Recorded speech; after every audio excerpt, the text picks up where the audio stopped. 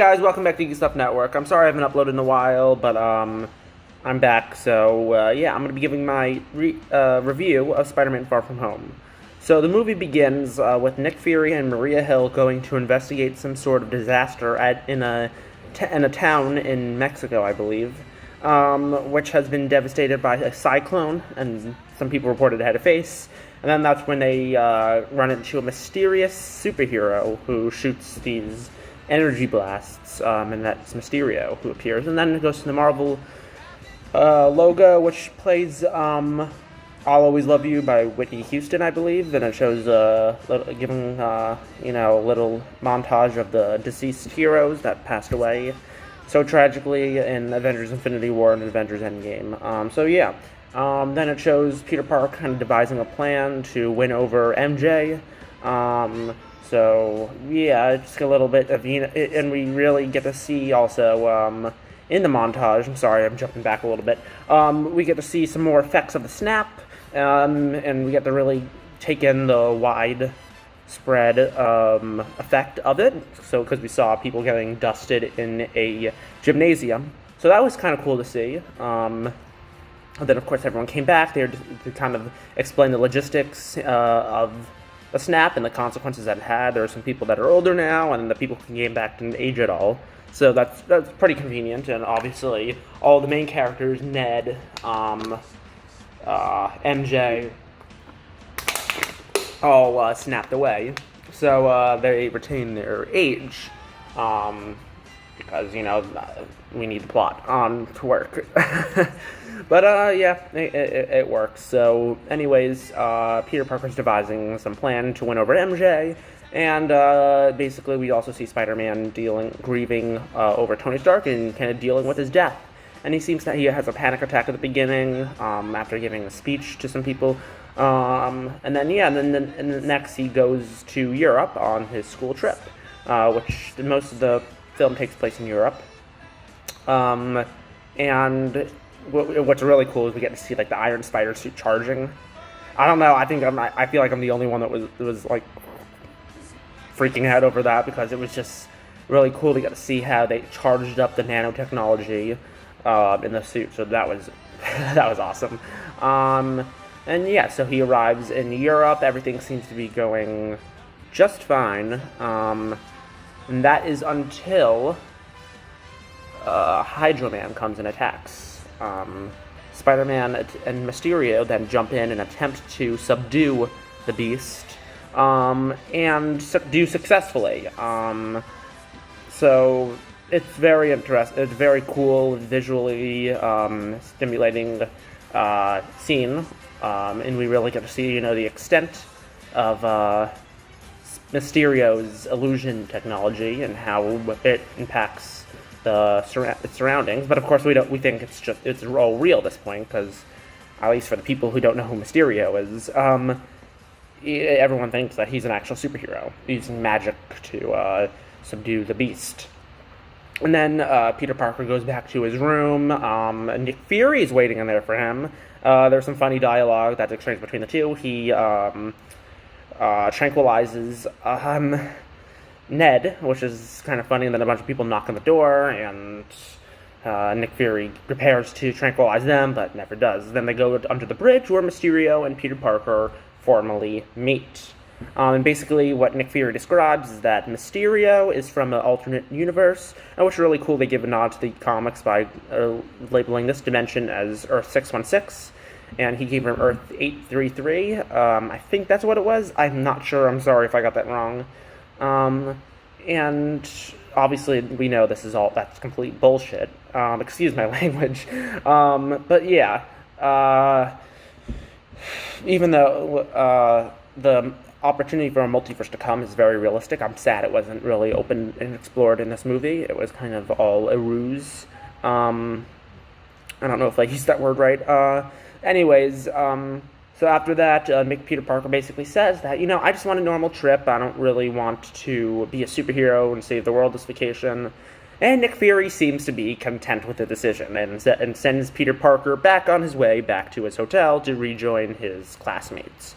And what happens next is they suddenly get a nice upgrade, and they get a nice trip to Prague with a nice private tour bus that was driven by one of the SHIELD agents down there, named Dmitri, who I think is supposed to be the Charmeleon. So if that ends up becoming anything, that would be cool. Excuse me, it's warm here today in LA. Anyways, so they realize that so Peter Parker realizes that Nick Fury hijacked their summer vacation. And Ned gets all excited about it. So they head over to the new hotel, and on the way there they stop, and there's like at this cool town. Obviously, it's part of Nick Fury's plan, and Peter Parker goes into a room with this Russian chick who gives him a brand new suit, which is the stealth suit that we see, which is an awesome suit. Unfortunately, we're probably never going to see it again, but it was still cool to have. Basically, there's this guy that he's Peter Parker's competing with for MJ, and he catches them because the Russian chick demands that Peter undresses in front of her to put on the new suit. That was a funny scene. And the guy walks in on it and takes a picture. I think that would probably warrant being shot, taken out, because that's interfering with the top secret investigation. But and she pulled out his firearm, but she listened to Peter Parker when he told her not to, and he threatens to show MJ the guy. So Peter Parker's not happy about this. And also, what I forgot to mention is that Nick Fury, while going to the bridge, or the little outposts they made under the bridge, Nick Fury gave Peter Parker the Edith glasses, which basically gives Peter Parker access to Tony Stark's technology and all the passcodes and everything that Stark Industries has to offer. So that's pretty cool. So Peter Parker takes advantage of Edith, which stands for "Even Dead, I'm the Hero." So we still get Tony Stark here in spirit with his wisecrack and old wit. Anyways, Peter Parker then tries to delete the photo of himself on the guy's phone. I'm sorry, I forgot his name. I haven't seen the movie since last week, so the names are still a little blurry to me. But moreover, he accidentally calls in a drone strike on his bus when attempting to delete the photo, so that's entertaining. He ends up destroying the drone, and then they get to Prague, and they go to a play where Peter Parker then has to work with Mysterio to fight the elementals that are threatening to destroy the world. And as Mysterio explained before, the elementals destroyed his world too. That's why he came here, but they never explained how he came here, why he came here. I don't think they had the line that said, the snap tore a hole in our dimension. So they never really explained that, and I did not like that. And they also cut out some Iron Spider action scenes, which I was also upset about. But regardless, Peter Parker goes to fight Molten Man, and Mysterio seemingly sacrifices himself to go and defeat Molten Man. By the way, it's an awesome action scene. And Ned hilariously refers to, because the girl that Ned's with recognizes Peter Parker as Spider-Man. Not Peter Parker, but he recognizes Spider-Man. I should have just said she recognizes Spider-Man, I'm sorry. And Ned quickly denies that and tells her that the name of that superhero is Night Monkey. So that's gonna stick for a while. Anyways, Mysterio seemingly sacrifices himself to go and defeat Molten Man, and seems to be successful. Mysterio lives through this, and then after that, Peter Parker and Mysterio go to a bar to grab a drink. Of course, Peter Parker's not old enough, so he has some lemonade, and Peter Parker and Quentin Beck have some nice back and forth dialogue. And it almost seems like we have a new Iron Man.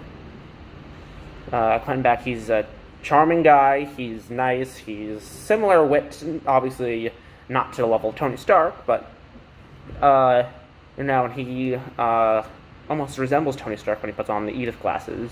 So Peter Parker, feeling like he's not worthy of the glasses, and he hands over administrative control to Quentin Beck. It was Mysterio. I'm using the name interchangeably. I apologize. I'm just going to say Mysterio. And then that's when it reveals that Quentin Beck, I'm sorry, Mysterio, I literally just contradicted myself there, is faking all of this with illusion tech that was actually BARF, the binary augmented retroframing that was introduced in Captain America Civil War. I'm sorry, Avengers Civil War. I will not call it Captain America Civil War because that was an Avengers movie. Don't at me. So, yeah, we find out that it was Mysterio's plan all along to go and fool everyone into thinking he's a superhero. So, because he was like a disgruntled Stark employee, and now he wants to be recognized as a superhero, but he doesn't really have any powers. So, he uses illusion tech to go and kill people to make himself look like a hero. I think I just said that. And yeah, so what happens is Peter Parker then realizes his mistake, and goes and attempts to warn Nick Fury, which turns out to be another illusion, and then it descends into this huge, trippy illusion. I'm sorry if you hear my dog growling. This huge, trippy illusion, and it shows Spider-Man, Iron Man's grave. And it kind of a little nod to Marvel Zombies. It shows like Iron Man coming out as a zombie in the Iron Man suit, and then it has an action scene between Spider-Man and Mysterio in that place. And I don't know why he was trying to fight Mysterio, and I don't know how Mysterio knew about Spider-Man's previous outfits. That didn't really make sense to me. I'm sorry. I'll cut back. All right. So essentially. I don't know how Mysterio knew about his old Spider-Man suits, but there's a bunch of like trippy scenes, and then Spider-Man ends up getting hit by a train. He goes to the Netherlands, which then he calls Happy to come rescue him. They kind of lament about how they miss Tony, and they kind of Happy and Parker have kind of a connecting moment. And then Peter Parker, Spider-Man, designs his new suit, which he goes to use to fight Mysterio on his drone. So he ends up doing that, and everything's all good, and Peter Parker revealed his identity to MJ, which I also forgot to mention.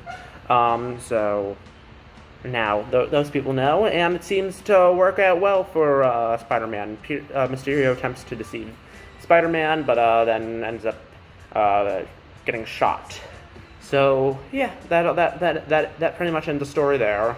It was a pretty good movie. Oh, wait a second, I forgot. It doesn't end that happily there, because in the post-credits scene, after MJ and Peter Parker go on a date, there's a news story that flashes on the screen that shows a broadcast from the Daily Bugle, and J.K. Simmons reprises his role as J. Jonah Jameson from the Daily Bugle and talks about how Spider-Man is a menace, like in his classic J. Jonah Jameson style. I'm just gonna say JJJ because that's a really long name. And it shows doctored footage of Peter Parker seemingly turning evil, and he was kind of framed for Mysterio's evil doings. So, to make matters worse, Mysterio ends up revealing Spider-Man's true identity, which is Peter Parker. So then at the end, Peter Parker's like, "What the?" And then it kind of goes to the credits, and that's obviously setting up for some huge stuff to come for the future of Spider-Man. Definitely wasn't a very good ending for him. After Avengers Endgame, I was expecting a more wholesome ending, but they're catapulting us right into Phase 4. So Spider-Man's got some issues ahead of him, and I'll make some theories as to what's going to go on as a result of that.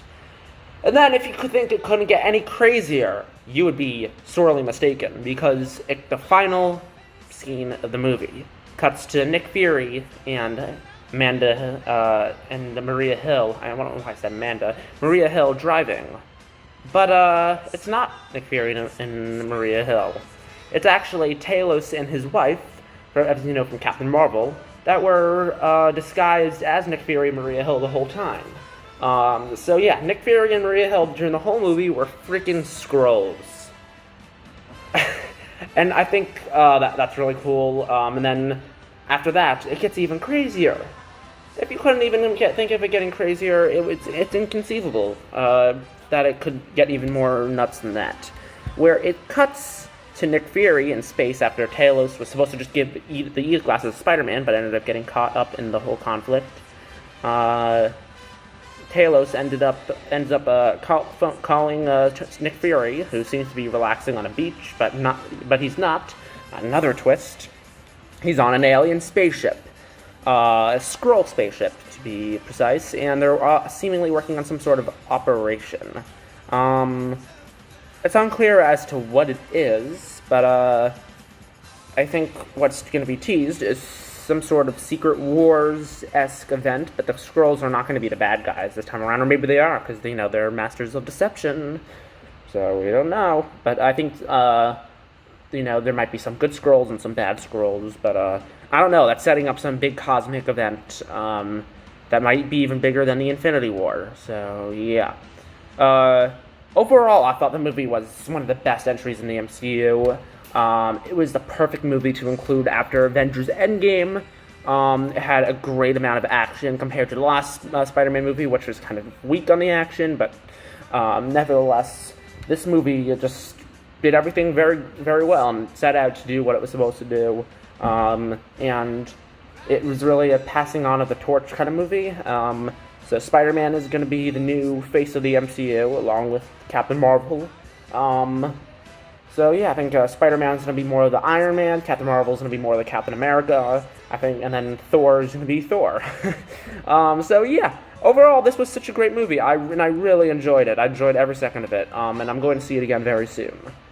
So anyways, thank you guys so much for watching. If you enjoyed, leave a like, subscribe. I highly recommend you see this movie. It was great, and it's definitely something you gotta watch twice. Have a great day. It has been Geek Stuff Network.